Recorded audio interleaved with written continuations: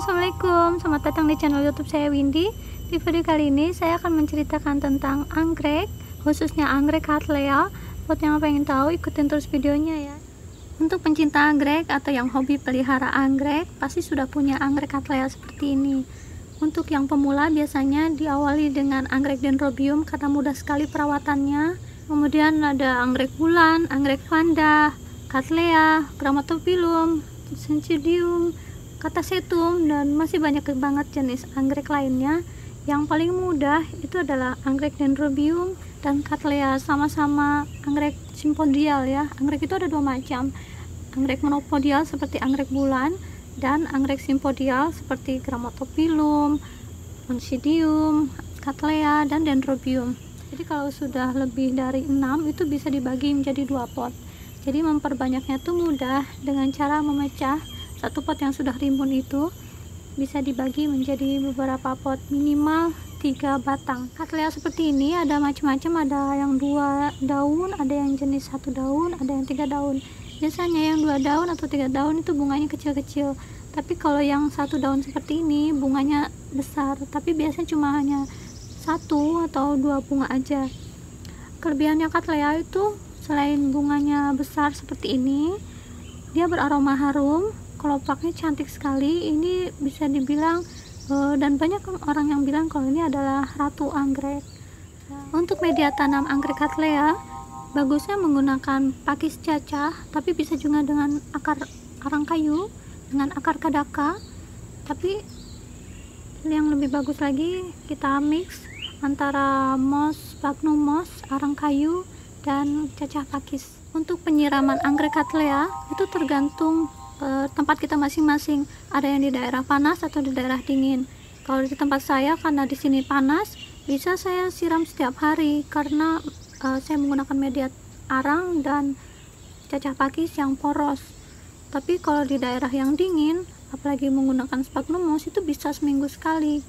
Jadi kalau ada yang nanya penyiraman anggrek itu berapa hari sekali, itu tergantung tempatnya dan tergantung cuacanya.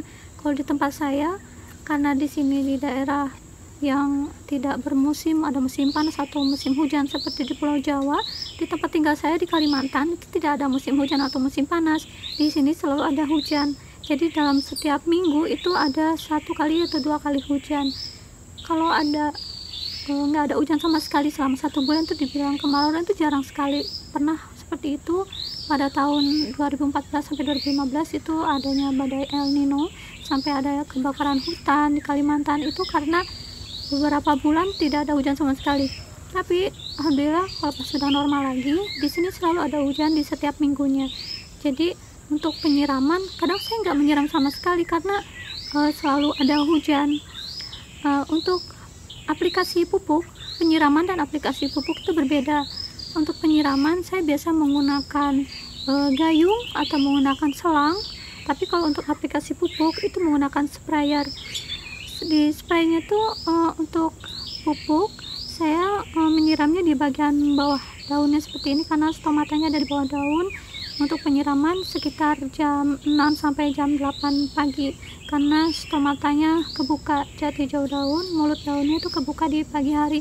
Kalau udah sekitar jam 10 ke atas sampai jam 3 sore itu udah ketutup stomatanya. Jadi untuk mencegah hama penyakit pada jenis anggrek Cattleya atau jenis anggrek apapun, biasanya saya menggunakan insektisida atau fungisida untuk mencegah jamur. Biasanya jamur menyerang anggrek seperti ini, di bawah ada bintik-bintik hitam, ada noda hitam seperti ini, dan kalau tidak ditanggulangi secara cepat biasanya itu bisa membuat daunnya menjadi rontok, batangnya jadi busuk, dan berakhir kematian pada anggrek. Tapi kalau kita cepat-cepat menanggulanginya dengan fungisida, itu insya Allah bisa teratasi. Selain fungisida, saya juga ada bakterisida. Ada juga yang fungisida dan bakterisida jadi satu. Untuk mencegah penyakit pada anggrek Cattleya, teman-teman bisa menggunakan anti jamur yaitu fungisida dan penyemprotan anti hama dengan insektisida. Biasanya saya menggunakan merek Alika karena baunya nggak terlalu menyengat. untuk fungisida saya menggunakan antrakol. Untuk pencegahan hama penyakit, namanya juga mencegah ya, beda sama sayuran. Kalau memang udah diserang baru disemprot sama pestisida. Tapi kalau untuk bunga, khususnya anggrek, saya lebih suka mencegah. Jadi jangan sampai diserang serangga atau diserang jamur baru disemprot sama fungisida atau insektisida. Tapi saya lebih suka mencegahnya. Meskipun dia baik-baik aja, dia subur, sehat, saya tetap melakukan penyemprotan fungisida dan insektisida itu rutin. Pas lagi musim hujan, insektisidanya itu 1 bulan sekali. Tapi kalau pas lagi musim kemarau, insektisidanya seminggu atau 10 hari sekali. Tapi kebalikannya, untuk fungisida pas lagi musim hujan itu seminggu sekali atau 10 hari sekali. Tapi pas musim kemarau 1 bulan sekali aja. Jadi perbedaannya gitu ya untuk yang musim hujan dan musim panas. Tapi kalau di tempat saya, karena tidak ada musim hujan dan musim panas, saya rutin fungisida itu 10 hari sekali dan insektisidanya juga 10 hari sekali. Ada teman-teman yang nanya ke saya, gimana sih cara merawat anggrek? Anggrek yang baru saya beli itu bagus, berbunga, tapi setelah dirawat kok nggak berbunga lagi, terus daunnya jadi nggak sesubur waktu pertama beli. Dirawat lama-lama kok jadi nggak subur, daunnya kisut dan akhirnya mati. Nah, menjawab itu saya juga ikut sedih ya, karena untuk anggrek itu harus ada beberapa macam syaratnya. Jadi harus ada penyiraman, nggak boleh dehidrasi, dan tidak boleh overwatering juga. Kebanyakan air itu bisa menyebabkan busuk akar. Tapi kalau dehidrasi itu menyebabkan kisutnya batang dan daun, karena cadangan makanan, cadangan air di dalam batang ini akan terkuras karena tidak disiram atau telat penyiraman. Untuk penempatan, untuk anggrek itu beda-beda. Jadi untuk anggrek Cattleya, anggrek Dendrobium itu suka di tempat yang agak terang, sekitar 70% cahaya matahari. Tapi untuk anggrek bulan itu 30-50% cahaya matahari atau teduh. Jadi untuk setiap anggrek itu beda-beda. Kita lihat dulu jenis anggrek apa, dan jenis itu beda-beda karena kebutuhan cahaya mataharinya juga berbeda. Untuk angin atau sirkulasi udara, semua anggrek perlu angin dan sirkulasi udara. Jadi ditempatkan di tempat yang ada anginnya, seperti angin sepoi-sepoi gitu. Jadi kalau memang kita menyimpannya di dalam rumah, itu benar-benar nggak bisa ya kan. Di rumah itu anggrek itu bukan tanaman indoor gitu. Jadi harus disimpan tuh di teras atau di daerah yang tempatnya tuh terbuka atau di bawah naungan paranet, tapi masih ada anginnya. Makanya kalau di nursery itu biasanya dibantu dengan kipas angin yang besar itu. Jadi kalau untuk di habitat aslinya itu kan di hutan ya, ada cahaya matahari, ada air, ada angin. Jadi sebenarnya intinya untuk merawat anggrek itu ada beberapa hal yang harus dipenuhi, yaitu penyiraman airnya, kebutuhan air, pemupukan, dan angin atau sirkulasi udara. Jadi kalau disimpan di tempat yang nggak ada angin, yang sangat pengap, anggrek itu nggak mau, meskipun sudah kita pupuk itu nggak akan berbunga. Ada juga yang bilang sudah dirawat, pohonnya bagus aja tapi nggak pernah berbunga. Itu mungkin kurang cahaya matahari, karena selain dipupuk, anggrek juga butuh cahaya matahari untuk proses fotosintesis atau proses pembuatan sari-sari makanan dengan bantuan sinar matahari. Jadi setelah dipupuk itu kalau kena matahari dia diproses menjadi makanan. Kembali lagi ke tentang anggrek Cattleya. Anggrek Cattleya itu habitat aslinya memang di hutan-hutan di Amerika Latin atau tersebar di daerah Amerika lah ya. Itu biasanya tumbuh di bebatuan yang berlumut, bisa di pohon-pohon yang besar. Itu anggrek Cattleya. Kalau di habitat aslinya meskipun nggak dipupuk, tapi kan mungkin bisa dari serangga yang mati, bisa dari kotoran burung, dari alam gitu. Jadi kalau di tempat kita kan beda, jadi harus dipupuk. Tanpa pemupukan pasti akan kurang nutrisi. Anggrek Cattleya kebanyakan hidup di dataran tinggi, tapi di dataran rendah seperti di tempat saya, di dekat pantai juga bisa. Ada beberapa anggrek Cattleya yang memang untuk di dataran rendah, tapi yang saya pelihara itu biasanya lama sekali berbunganya, karena saya memelihara yang berdaun satu atau jenis Cattleya di dataran tinggi. Jadi meskipun dia subur, dia lambat berbunganya. ada yang sampai bertahun-tahun nggak pernah berbunga karena nggak cocok sama habitat aslinya yang khususnya di dataran rendah, di dataran tinggi maksudnya, tapi saya rawat di tempat saya yang dataran rendah. Jadi intinya anggrek itu harus sesuai dengan habitat aslinya. Nah, seperti di tempat saya tinggal di hutan Kalimantan Timur di dekat pantai akuatik. Saya tinggal di Bukit Batu Putih Tanjung Bara. Di sini memang seperti di habitat aslinya karena saya memang tinggal di tengah hutan. Jadi kadang suka sedih kalau ada pelanggan saya yang bilang, "Win, anggrek yang beli dari Windy kok mati gitu, kok nggak sesubur waktu pertama beli, akhirnya mati gitu." Tuh kayaknya ikut sedih juga gitu karena ternyata pas saya lihat teman saya itu rumahnya panas sekali karena di perumahan, kurang sirkulasi udara, dan di atasnya itu menggunakan seng, asbes atau apa gitu. Jadi mungkin pengap ya, nggak seperti di tempat saya kan saya di hutan. Terus untuk di depannya juga saya menggunakan paranet, 2 lembar paranet agar teduh gitu. Terus angin juga kan saya angin dari pantai, angin dari hutan, jadi banyak banget sirkulasi udaranya. Sampai-sampai saking betahnya anggrek Cattleya ini dan anggrek-anggrek jenis lainnya di tempat saya, sampai ada ini seperti ini, burung bikin sarang di anggrek Cattleya saya. Lihat, saking ademnya, asrinya, jadi si burung itu merasa aman tinggal bertelur di atas anggrek Cattleya saya. Seperti ini. Ini dia video burung yang sedang membuat sarang di sini. Saya lihat dari proses dia membuat sarang, dia mengeram telurnya sampai menetas telurnya menjadi burung-burung lucu seperti ini. Di sini juga saya lihat ada sarang burung di anggrek-anggrek vanda saya. Teman-teman kalau mau lihat, ini dia. Ini anggrek vanda saya. Nah, dia bikin sarang di situ. Tapi sekarang burungnya sudah bisa terbang. Lucu ya. Ini kan pawan pandanya tuh 2, dia tuh berdekatan, saya simpan berdekatan seperti ini. Terus si burungnya itu bikin sarang di sini. Hari mulai panas, mulai terik, kayaknya saya harus pindah tempat deh, nggak di sini lagi.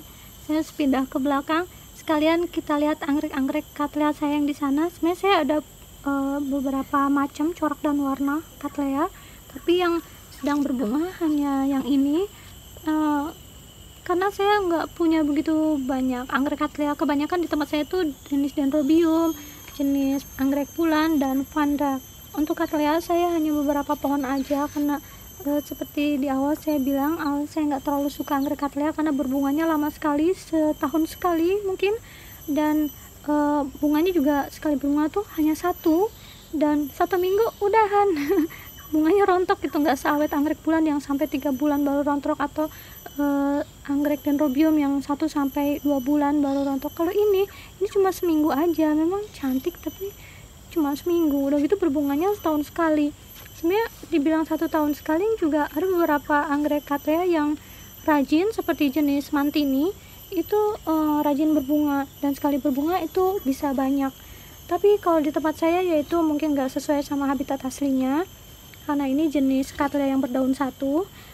Jadinya tuh seperti ini, dia beramplop tapi amplopnya kosong, jadi nggak jadi bunga gitu. Terus yang seperti ini juga, ini sampai mengering seperti ini tapi nggak sempat mekar, jadi dia masih knop, itu sudah rontok bunganya. Dan saya tuh senang banget akhirnya di bunga yang ini, dari sekian banyak anggrek Cattleya yang saya pelihara, baru yang ini yang berbunga.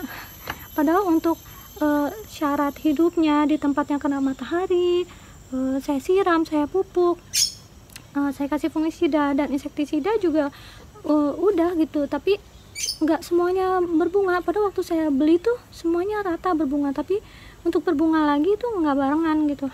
Nah, saya punya ini adalah pupuk Dekastar, pupuk slow release yang saya gunakan untuk 6 bulan sekali. Jadi kalau kita lupa nggak nyiram juga, atau buat teman-teman yang bekerja sibuk nggak sempat merawat anggrek, nggak sempat memupuk secara rutin, itu bisa menggunakan pupuk Dekastar, pupuk slow release yang untuk 180 hari sekali. Jadi kita tinggal menyimpannya di dalam sini di tempat pupuk seperti ini, dan ini untuk 6 bulan sekali. Dan untuk anggrek Cattleya yang untuk pemula lebih baik belinya yang sudah berbunga ya, karena kalau beli yang masih kecil-kecil apalagi yang botolan, aduh itu lama sekali. Anggrek Cattleya itu bisa sampai 4 sampai 5 tahun baru berbunga. Jadi ada yang bilang kenapa sih anggrek itu kok mahal. Saya bilang mahal atau murah itu relatif ya, karena tumbuhnya juga lama gitu, menunggu waktu yang sangat lama. Jadi untuk dibilang harga di atas sekitar 300 atau 400 ribu untuk setiap pot seperti ini, saya kira wajar aja karena tumbuhnya juga lama sekali. Ini anggrek-anggrek Cattleya saya nggak punya banyak, hanya mungkin sekitar 10-20 pot aja yang saya punya. Ini juga saya menggunakan sistem sungkup, jadi untuk merangsang pembungaan saya menggunakan plastik seperti ini agar merangsang tumbuhnya amplop atau calon bunga, knop bunga di anggrek Cattleya. Nah ini saya buka dulu ya. Ini dulunya tuh kan tunas kecil. Nah di sini agar merangsang tumbuhnya bunga, saya menggunakan sungkup seperti ini. Ini anggrek-anggrek Cattleya saya ada yang rimbun seperti ini. Ini ID-nya. Ini anggrek Cattleya saya, ID-nya beda-beda, dan menggunakan kertas seperti ini agar kita nggak lupa ID dari bunganya, karena setiap ID itu bunganya beda-beda. Seperti yang ini French Peach, terus yang ini juga, terus ada lagi yang lainnya, ada lagi ya pokoknya. Nah ini Memoria Anna Balmores. Ini contoh batang anggrek Cattleya yang dehidrasi. Batangnya mengkisut, daunnya juga keriput seperti ini. Ini adalah akibat dari telatnya penyiraman. Ini contoh daun anggrek Cattleya yang diserang jamur. Ada bintik-bintik hitamnya seperti ini. Untuk media tanam saya hanya menambahkan arang kayu, dan ini adalah media bawaan. Dari waktu saya membeli, ini adalah sabut kelapa. Nah seperti ini juga sabut kelapa. Jadi waktu saya beli dia memang sudah ada sabut kelapanya, dan saya pindah ke pot seperti ini, saya tinggal menambah dengan arang kayu. Lihat subur-subur kan, sudah rimbun, dan sebenarnya ini sudah bisa dipecah menjadi beberapa pot, minimal 3, tapi karena saya nggak tega mecahnya, jadi saya biarkan dulu. Nanti kalau dia selesai berbunga baru saya pecah menjadi beberapa pot. Saya juga punya anggrek Cattleya. Ini sudah lama banget tapi belum pernah berbunga. Setiap berbunga ini knopnya atau amplopnya ini kosong. Nah ini anggrek Cattleya yang kurang sehat, daunnya menguning, ada kutu-kutu putih seperti ini karena nggak terawat, kurang terawat. Karena banyaknya anggrek yang saya rawat dan saya nggak punya tukang kebun, jadi segitu banyaknya anggrek gak sempat saya perhatikan, yang di sana malah gak terawat. Ini jenis anggrek Cattleya yang berdaun 2. Lihat, saya hanya menggunakan cacah pakis, dan ini adalah tunas baru. Nanti dia akan berbunga dari sini. Ini anggrek-anggrek saya, anggrek bulan, tapi kebanyakan sedang tidak berbunga. Tapi kalau pas sedang berbunga ini ramai banget ya. Ini anggrek andurata, anggrek hitam Kalimantan. Ini juga bisa dipecah minimal 3 blue. Di greenhouse saya taruh anggrek-anggrek saya di atas rak seperti ini. Ini rak terbuat dari baja ringan dan di atasnya saya menggunakan seng. Terus pot-pot anggreknya saya taruh di atas seperti ini, dan di bagian sampingnya juga saya tutup dengan paranet, dan di atasnya juga yang untuk dendrobium itu paranetnya 1 lembar aja. Dan untuk anggrek bulan seperti ini, di sini anggrek bulan paranetnya, karena harus teduh kan, anggrek bulan beda dengan dendrobium atau Cattleya atau vanda. Di sini saya menggunakan 2 lembar paranet. Ini adalah bunga anggrek bulan dan anggrek dendrobium yang saya tempel di batang pohon ketapang. Cattleya juga bisa seperti ini, ditempel seperti habitat aslinya, menempel di pohon. Pokoknya buat pencinta tanaman hias pasti senang. Tanaman apapun itu pasti kalau dirawat dengan bagus, subur, pasti bakalan senang banget. Dan ini adalah koleksi tanaman hias saya. Selain anggrek, saya rawat dengan baik. Dan saya tuh suka gitu kalau di dekat rumah tuh rimbun, banyak pohon-pohon, banyak tanaman hias, tanaman sayur. Kalau buah-buahan nggak mungkin ya, karena pasti keduluan dipanen sama orang hutan. Jadi saya cuma nanam seperti ini aja, nanam aglonema, anthurium, dan anggrek. Saya senang jalan-jalan di sini di depan rumah. Sekarang hari Ahad tanggal 17 Mei 2020. Saya berjalan-jalan di kebun karena suami saya lagi kuliah online, dia di rumah aja. Dan saya bisa berkebun. Setelah pekerjaan saya selesai di rumah, saya bisa jalan-jalan di kebun, lihat bunga-bunga gitu deh. Pokoknya bisa kayak terapi relaksasi gitu. Saya senang lihat bunga-bunga yang saya tanam berbunga subur seperti ini. Baik teman-teman, karena hari mulai panas, matahari sudah mulai tinggi. Sekarang udah jam 9 pagi di sini. Karena saya di kebun itu habis cuci piring, makan sahur, habis itu saya langsung ke kebun. Jadi kalau udah siang kayak gini, saya mau lanjutin pekerjaan saya yang lain. Terima kasih udah nonton video saya dari awal sampai akhir. Jangan lupa subscribe, like, share, dan komen. Kapan-kapan saya bikin video lagi tentang ngebahas apa lagi ya, pokoknya macam-macam, ngebahas anggrek atau bikin kue atau masak atau jalan-jalan. Terima kasih sudah nonton video saya. Wassalamualaikum warahmatullahi wabarakatuh. Dadah.